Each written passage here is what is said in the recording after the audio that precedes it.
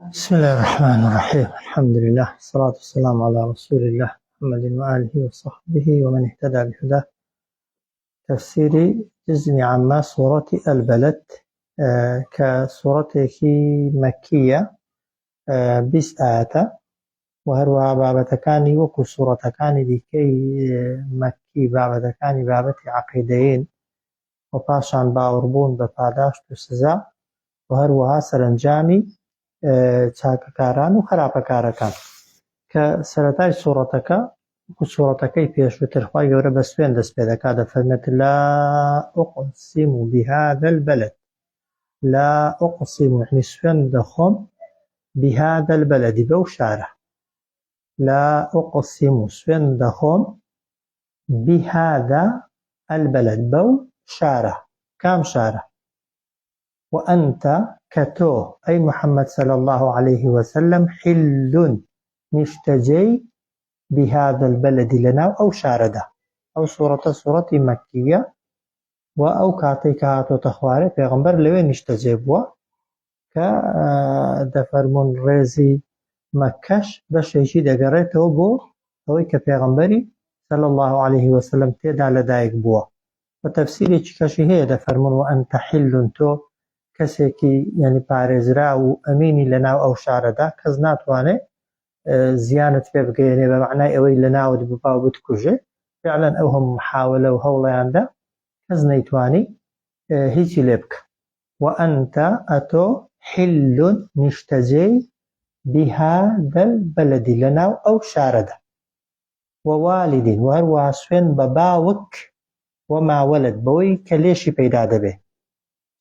ئەوەشیان والید هێندێک دەفەرمون مەبەستی ئادەمە وما ولد هەموو نەوەکانیەتی هێندێک دەفەرمون والید مەبەستی ئادەمە وما ولد یعنی منداڵەکانی نەوەکانی بەڵام ئەوانەی ساڵح و چاکن هێندێکیش دەفەرمون خوای گەورە سوێن بە هەموو باوکێک و بە هەموو منداڵێک دەخوا چونکە هەرچی باوکە هۆکاری هاتنەبوونی منداڵێکە کە خودی ئینسان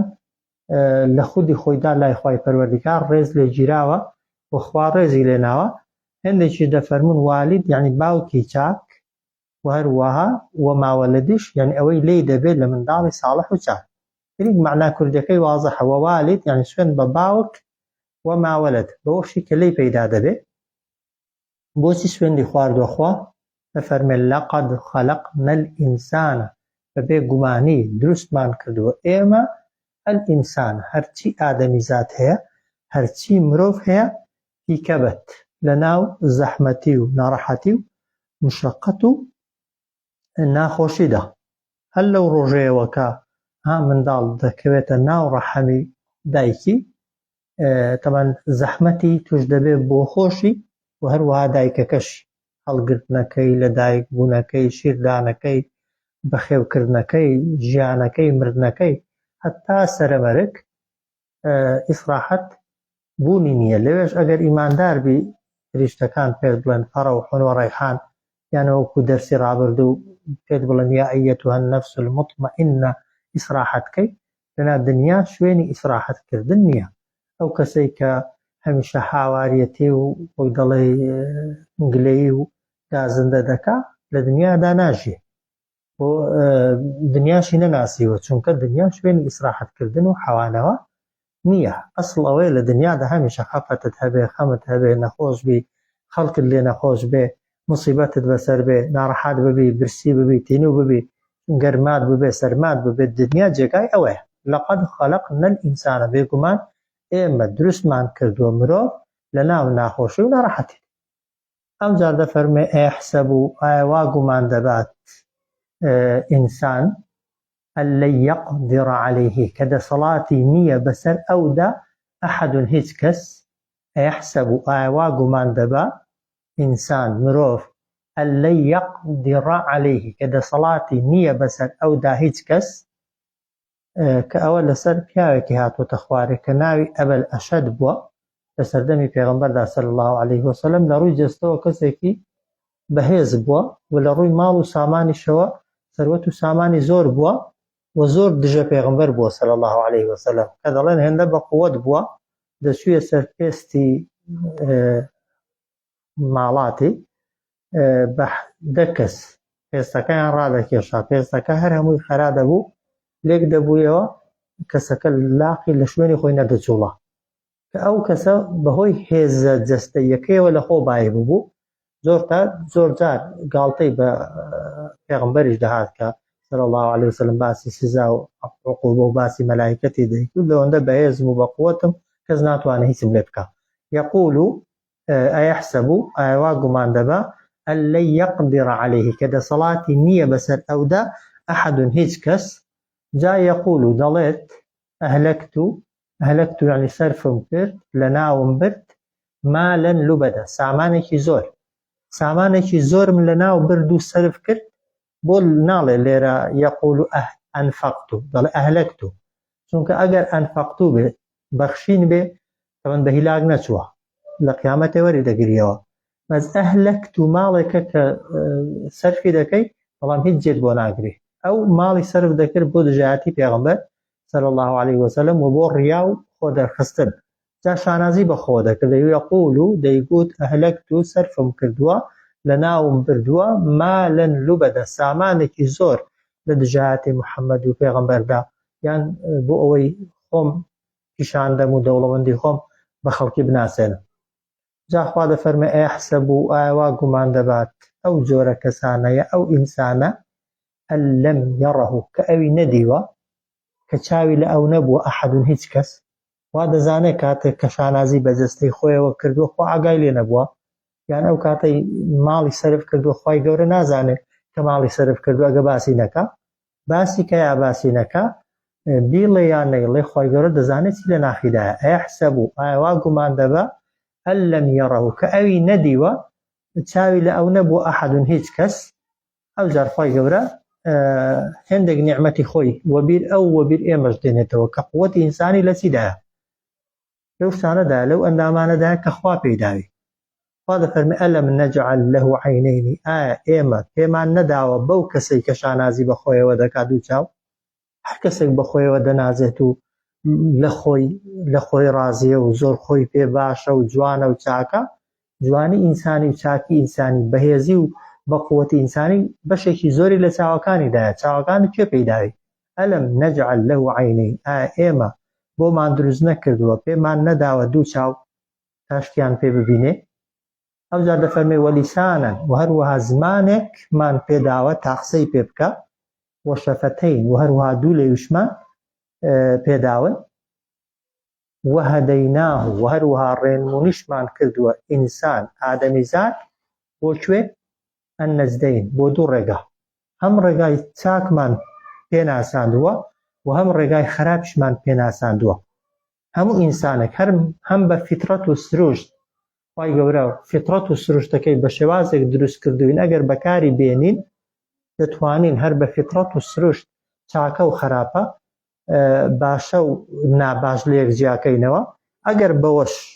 نەمانتوانی لە یەکی جیاکەینەوە، خوای گەورە پێغەمبەرێک بۆ ناردوین، کتێبی بۆ ناردوین کە لە ڕێی پێغەمبەران و کتێبە ئاسمانیەکانەوە ڕێگای ڕاست و ڕێگای چەوتمان بۆ ئاشکرا کراوە. جا فەرمودەی قودسی هەیە کە خوای گەورە دەفەرمێت ئەی ئادەمیزاد ها نیعمەت و چاکەی زۆر گەورەم لەگەڵ کردووی کە ناتوانی بیان ژمێری و هەروەها ناتوانی شکرانە بژێری نیعمەتەکانیشم بکەیت. جا دەفەرمی یەک لەو نیعمەتانێک کە لەگەڵم کردووی ئەوەیە کە دوو چاوم پێداوی کە بتوانی پێی ببینی، بەڵام هەر دوو چاوەکان هەر یەکەیان دوو شوێنی هەیە کە دەتوانی دوو پێلووی هێوانی کە دەتوانی هەر کاتێک بتەوێت چاوەکانتی پێداخی. بۆیە دەفەرمێ خوای گەورە چاوەکانی پێداوی تا حەڵاڵی پێ ببینی، بە چاوەکانە سەیری حەڵاڵکە ئەو شتانەی کە خوا ڕێی پێداوی. هەر کاتێک حرامێکت هاتە پێشێ چاوەکانت داخە لە ئاستی حرامەکاندا لە بەرامبەر حرامدا بەکاری مەهێنە. پاشان دەفەرمێ زمانێکمان پێداوی و هەروەها زمانەکەشمان خستۆتە ناو چوار گۆشەیەکەوە کە بە ددان و بە لێ و بە مەڵاش و بە هەموو شتەکان دەورە دراوە. بۆیش زمانمان پێداوی تا حەقی پێ بڵێ و ڕاستی پێ بڵێ. هەر کاتێک ویستت نەحەقی بڵێ بەو زمانت دایخە و لە شوێنی خۆت قەپاتی کەمە هەڵە خراپەی بڵێت و خراپەی لێ بێتە دەرێ. پاشان دەفەرمێت داوێنمان پێداوێت تا لە حەڵاڵدا بەکاری بێنی، ئەگەر ویستت لە حرامدا بەکاری بێنی دای پۆشە و مێڵە لە حرامدا بەکار بێ، چونکە ئاخرەکەی دەفەرمی ئینەکە لا تەحتەمیل سەخەتی، تۆ بەرگەی تووڕەی من ناگری ولا تطیق انتقامی، و ناتوانی بەرگەی تۆڵەی مش بگری ئەگەر بمەوێ سزات دەم. بۆیە خوا دەفەرمی ئەلەم نەجعل لەهو عەینەین، ئێمە بەو کەسەمان نەداوە دوو چاو وەلیسانەن وەشەفەتەین، و هەروەها زمانێک و دوو لێو. پاشان دەفەرمێ وهەدەیناه، ڕێنمونیمان کرد و ئەو مرۆڤەش بۆ دوو ڕێگە. جا خوا دەفەرمێت فەلەقتەحەمە العەقەبە، خۆزیە ئەو مرۆڤە کە ئاوا شانازی بەخۆیەوە دەکات و لە خۆی بایە، اقتەحەمە یعنی پەلاماری دەدا یان هەوڵی دەدا العەقەبە، کارە سەختەکە، کارە قورسەکە جێبەجێکە. لە جیاتی ئەو بەخۆ هەڵدان و شانازیکردن و لە خۆبایی بوون و مەدحی خۆکردنە، خۆزیە هەوڵی دەدا کارە گرینگەکە، کارە زەحمەتەکە، کارە قورسەکە جێبەجێکە. فەلەقتەحەمە العەقەبە، خۆزیە هەوڵی دەدا کارە سەختە، کارە قورسەکە، کارە گرینگەکە جێبەجێکە. جا خوا بۆ خۆی دەفەرمێت وەما ئەدراکە مە العەقەبە، تۆ سوزانی ئەی محەممەد صلی الله عليه وسلم کارە گرینگەکە، کارە سەختەکە، کارە قورسەکە چییە؟ یەکەم فەک و ڕەقەبە، ئازادکردنی کۆیلە. ئازادکردنی کۆیلە کارێکی سەختە، چونکە پارەی زۆری دەویست، بەڵام ئەجر و پاداشتێکی زۆر زۆری هەیە لای خوای پەروەردگار، بۆیە زۆر گرینگە. لە جیاتی ئەوەی پارەی لە خۆ دەرخستن و لە دژایەتیکردنی موسڵمانان سەرفکەی، لە هاوکاریکردن و یارمەتیدانی خەڵکی. جا کۆیلە ئەگەر هەبوو ئازادیکەی، یان کەسێک لە تنگانە و ناڕەحەتیدایە بە پارەی خۆت لە تنگانە و ناڕەحەتی بهێنیە دەرێ. فەک یعنی کردنەوە، ئازادکردنی کۆیلەیەک لە پێناوی خوا. ئەو جار دەفەرمێت ئەو ئیطعام فی یوم ذی مەسغەبە، یان خواردندان بە خەڵکی هەژار فی یوم لە ڕۆژێکدا کە ذی مەسغەبەیە، کە ڕۆژی برسێتی و ڕۆژی نەبوونیە. ئینسان ئەگەر قاتی بێ، گرانی بێ و دڵیشی بێ خواردنمدا بە خەڵکی فەقیر و هەژار و لێ قەوما، و زۆر زۆر گرنگترە لەوەی کە مەترسی فەقیربوون لەسەر نەبێ. ئەو ئیطعام یان خواردندان بە خەڵکی هەژار و فەقیر فی یومین لە ڕۆژێکدا کە ذی مەسغەبەیە، ڕۆژی برسێتیە یان ڕۆژی قاتی و قڕی و گرانیە. بیدەی بەچێ؟ یەتیمەن، بە بێ باوکێک، ذا مەقرەبە کە خزمی نزیکت بێ ئەگەر هەبێ، بە هەتیوێک بە بێ باوکێک ئەگەر هەژار بێ و فەقیر بێ، و ئەوجا ذا مەقرەبە خزمی نزیکیشت بێ، طبعاً ئەجرەکەی و خێرەکەی زیاترە. ئەو میسکینن، یا بیدەی بە هەژارێک، بەڵام هەژارەکە ذا مەترەبە، هێندە هەژار بێ بەسەر ڕوودا، بەسەر دڵدا کەوت بێ. جا بەسەر دڵدا کەوتن نەوعی هەیە، جاری وایە کەسەکەی هێندە برسیە بەسەر دڵدا کەوتووە، گڵی دەلێسێتەوە لە برسان، یان ئەوە تا گڵی پێوە نووساوە، هیچی نییە، دڵ و تۆزەکەشی پێ لە خۆی بکاتەوە، یان کەوتۆتە سەر عەرز لە برسان، وەک دەڵێ ناتوانێت خۆی لە زەوی جیاکاتەوە. هەر کامێکیان بێ، یانی خواردندان بە هەژارێک کە بەسەر ڕوو یا بەسەر گڵدا کەوتووە لە ئەو پەڕی فەقیری و هەژاریدایە، بەڵام دەبێ لەگەڵ ئەوانە کاری چاکن. بەڵام ئەگەر بتەوێ ئەجرت دەستکەوێ، ئەگەر بتەوێ پاداشتت دەستکەوێ، دەبێت ثم كان من الذين آمنوا، پاشان دەبێ ئەو کەسە لەو کەسانەش بێ کە ئیمانی هێناوە. چونکە ئەگەر هاندەرەکەت، پاڵمەرەکەت لەو کارانە ئیمان نەبێ، کارەکەت هەر چاکە. لەوانەیە بۆ دنیات بەکەڵکێکی بێ، خوا بەهۆیەوە لە دنیادا چێندێک شتت بۆ بکە، بەڵام بۆ قیامەتت بەکەڵک نایە. ثم كان من الذين آمنوا، دەبێ پاشان ئەو کەسە لەو کەسانش بێ کە ئیمانی هێناوە، یعنی هاندەرەکەی ئیمان بێ. پاشان وتواصوا بالصبر، دەبێ ئامۆژگاری خۆی و خەڵکیشی کرد بێت بە ئارامگری و خۆڕاگری لەسەر فەقیری، لەسەر هەژاری، لەسەر ناڕەحەتی، لەسەر دین، لەسەر ئیسلامەتی. وتواصوا بالمەرحەمە، و دەبێ ئامۆژگاری خۆی و خەڵکیشی کرد بێت لەسەر بەزەی هاتنەوە بە خەڵکی فێر کرد بێ و خۆشی فێر کرد بێ کە بەزەی بێتەوە بە خەڵکی. چونکە پێغەمبەرمان صلی الله عليه وسلم هەمیشە دەیفەرمێ الراحمون يرحمهم الرحمن، ئەوانەی بەزەییان بە یەکتری دادێتەوە، خواش بەزەی پێیان دادێتەوە. يرحم من في الأرض دەیفەرموو بەزەیتان بێتەوە بەوانەی کە لە زەویدا يرحمكم من في السماء ئەو زاتەی لە ئاسمانەکاندایە بەزەی پێتاندا دێتەوە ثم پاشان كان من الذين ئەو کەسە دەبێت لەوانە بێ کە باوەڕی هێناوە وتواصوا بالصبر وآمۆژگاری خۆی و خەڵکی کردووە بە ئارامگری وتواصوا بالمرحمة ودەبێ ئامۆژگاری خۆی و خەڵکیشی کردبێ بەزەیی و میهرەبانی نواندن لەگەڵ خەڵکیدا ئولائیکە ئەوانە ئەوەی ئەو سیفەتانەی تێدا بێ ئەوانەی پێشوو لەگەڵ ئەوانە ئەصحاب المەیمەنە هاوڕێی دەستە ڕاست ئینسان دەکرێت بەو سیفەتانە ئازادکردنی کۆیلە یان یارمەتیدانی خەڵکی تا لە تنگانە بێتە دەر خواردندان بە خەڵکی هاوکاریکردنی هەتی و هەژار پاشان ئیمان هەبوون ئارامگری و هەروەها بوونی ڕەحم و سۆز و میهرەبانی هۆکاری چوونە بەهەشت و هۆکاری ئەوەن کە ئینسان نامەی کردەوەی بەدەستی ڕازوەرگرێتەوە ئولائیکە ئەصحاب المەیمەنە ئەوانە هاوڕێی دەستە ڕاست والذین کەفەڕوا بئایاتینا ئەوانەشی کە بێباوەڕ بوون بە نیشانە و بەڵگەکانی ئێمە هم ئەصحاب المەشئەمە ئەوان هاوڕێی دەستە چەپ والذین کەفەڕوا بئایاتینا ئەوانەی کە بێباوەڕ بوون بە نیشانە و بەڵگەکانی ئێمە